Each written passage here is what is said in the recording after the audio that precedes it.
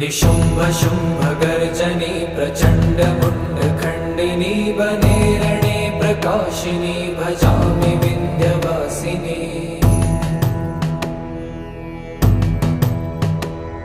त्रिशूलमुण्डधारिणी धराविघातहारिणी गृहे गृहे निवासिनी भजामि विन्ध्यवासिनी।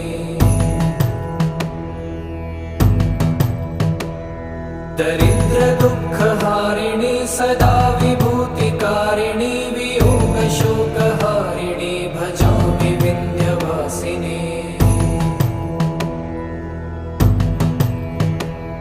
लसत्सुलोललोचनं लतासनं